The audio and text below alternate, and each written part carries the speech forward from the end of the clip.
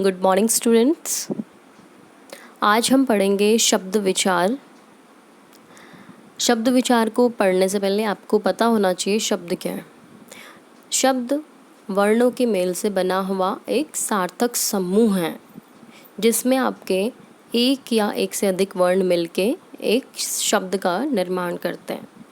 उदाहरण के लिए क प्लस ल प्लस म यानी कलम। इस शब्द में आपके 3 वर्ण हैं क, ल और म। तो वर्णों के मिलने से आपका शब्द बन गया। अब जब आपके बहुत सारे शब्द होते हैं उनको हम अगर क्रमबद्ध तरीके से लगा देते हैं यानी ऑर्डर में लगाते हैं तो आपका एक वाक्य का निर्माण होता है। सबसे नीचे देखिए, आपके 3 शब्द हैं राम विद्यालय जाएगा।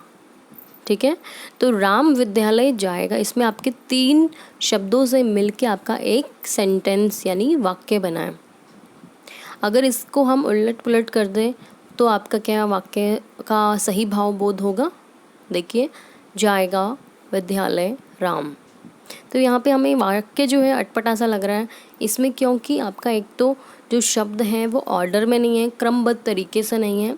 दूसरा, इसमें हमें भाव का बोध नहीं हो पा रहा। इसलिए शब्दों के वर्णों से तो आपका शब्द बन गया, पर शब्दों के सार्थक या फिर क्रमबद्ध तरीके को हम वाक्य कहते हैं। यानी शब्दों का जब ऑर्डर अच्छा होगा, प्रॉपर होगा, तभी आपका वाक्य कहलाएगा। आगे बढ़ते हैं।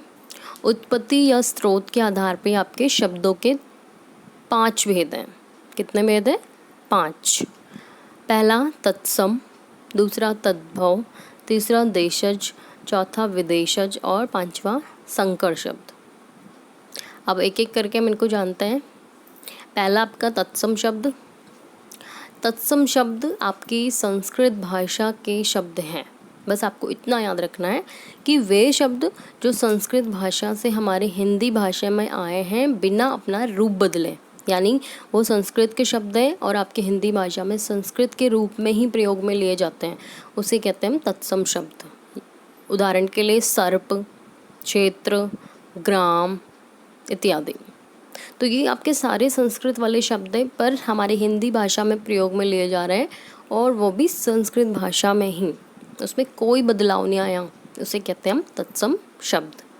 इसी के ऑपोजिट आपका उल्टा तद्भव, जो कि आगे बढ़ेंगे। तत्सम के कुछ और उदाहरण देखिए। आम्र, ये आपका तत्सम शब्द है, संस्कृत वाला शब्द है। आम्र का मतलब होता है आम। उष्ट्र यानी कि ऊंट। क्षीर यानी कि खीर। हरिद्रा यानी कि हल्दी। तो आपको पता चला कि आपके जितने भी संस्कृत वाले शब्द होंगे वो सब आपके कौन से शब्द हैं? तत्सम शब्द। और जितने भी आपके हिंदी में उनका रूपांतरण होगा, हिंदी में उनका ट्रांसलेट रहेगा, वो आपके होंगे तद्भव शब्द। कुछ और उदाहरणों को पढ़ते हैं। आम्र आम, उष्ट्र ऊंट, चंचू चोंच, त्वरित तुरंत, शलाका सलाई। ऊपर देखिए, गोमल गोबर, घोटक घोड़ा, पर्यक पलंग, भक्त भात, हरिद्रा हल्दी इत्यादि। तो आपको बस इतना दिमाग में रखना है कि जो आपके संस्कृत के शब्द हैं वो तत्सम हैं, जो हिंदी के शब्द हैं वो आपके तद्भव हैं। आगे बढ़ते हैं हम। तद्भव शब्द वे शब्द जो आपके हिंदी भाषा में संस्कृत भाषा से बदलाव के साथ आए हैं, यानी ये आपके संस्कृत के शब्द तो थे पर जब हिंदी भाषा में आए तो वो ट्रांसलेट होके बदल के आए, उन्हें कहते हैं हम तद्भव शब्द। उदाहरण के लिए, अब यहाँ पे आपको चंद्र है, ये तो आपका तत्सम शब्द है, पर आपका चांद क्या है? तद्भव। सांप क्या है? तद्भव। घोड़ा क्या है? तद्भव। गाय क्या है? तद्भव। यानी जो हिंदी के शब्द होंगे वो आपके तद्भव हैं और जो आपके संस्कृत के शब्द हैं वो तत्सम। तो चलिए देखते हैं आपको चैप्टर कितना समझ आया। निम्नलिखित में से तद्भव शब्द हैं। तद्भव यानी हिंदी वाला। आम्र, ये तो संस्कृत है, आम्र का मतलब है आम। गोमल यानी गोबर। त्वरित यानी तुरंत।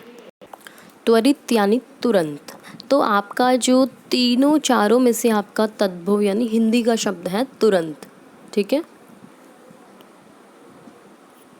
अगला प्रश्न है, तिनका शब्द का तत्सम रूप निम्नलिखित में से कौन सा है?